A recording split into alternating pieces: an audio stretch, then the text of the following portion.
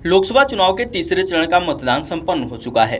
तीसरे चरण में 11 राज्यों और केंद्र शासित प्रदेशों की 93 सीटों पर वोटिंग हुई। सूरत सीट पर भाजपा उम्मीदवार मुकेश भाई दलाल निर्विरोध निर्वाचित हो चुके हैं। वहीं अनंतनाग राजौरी लोकसभा सीट का मतदान अब तीसरे की जगह छठे चरण में होगा। इस चरण में केंद्र सरकार के 7 मंत्रियों की किस्मत भी ईवीएम में कैद हो गई है। इन मंत्रियों में केंद्रीय गृह मंत्री अमित शाह, स्वास्थ्य मंत्री मनसुख मांडविया, नागरिक उड्डयन मंत्री ज्योतिरादित्य सिंधिया समेत कई और मंत्री शामिल हैं।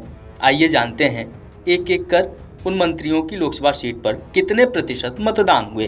केंद्रीय गृह मंत्री अमित शाह गुजरात की गांधीनगर सीट से एक बार फिर से चुनावी मैदान में हैं। शाह 2019 में यहां से जीते थे। इस बार उनका मुकाबला कांग्रेस की सोनल पटेल से है। सोनल गुजरात महिला कांग्रेस की अध्यक्ष रह चुकी हैं।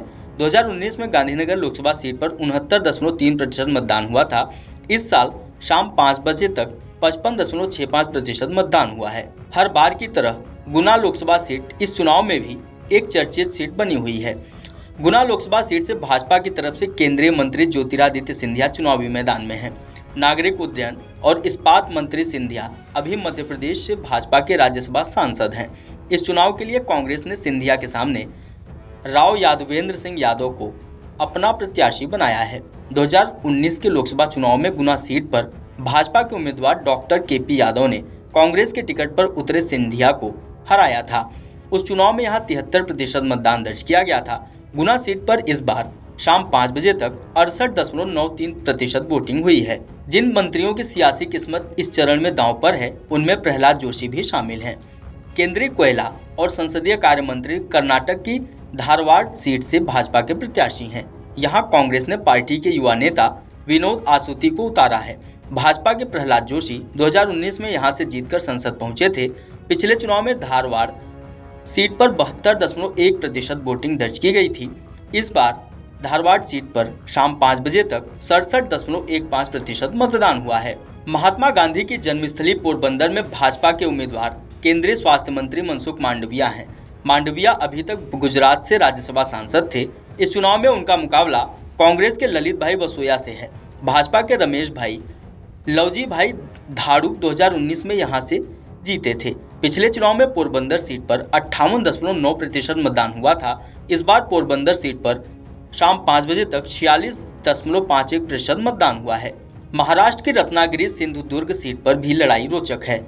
यहां से भाजपा ने केंद्रीय मंत्री और महाराष्ट्र के पूर्व मुख्यमंत्री नारायण राणे को उतारा है। इससे पहले राणे महाराष्ट्र से भाजपा के राज्यसभा सांसद थे। वो कोंकण के कुंडाला विधानसभा क्षेत्र से कई बार विधायक भी चुने गए हैं। इस चुनाव में केंद्रीय मंत्री का मुकाबला शिवसेना उद्धव गुट के 2 बार के सांसद विनायक राउत से है। 2019 लोकसभा चुनाव में रत्नागिरी सिंधुदुर्ग सीट पर शिवसेना के विनायक राउत ने सफलता हासिल की थी।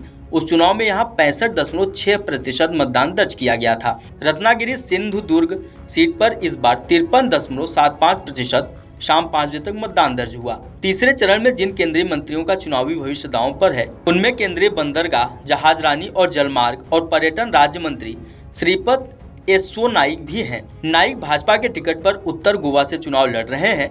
उनके सामने कांग्रेस ने रमाकांत खलप को उतारा है।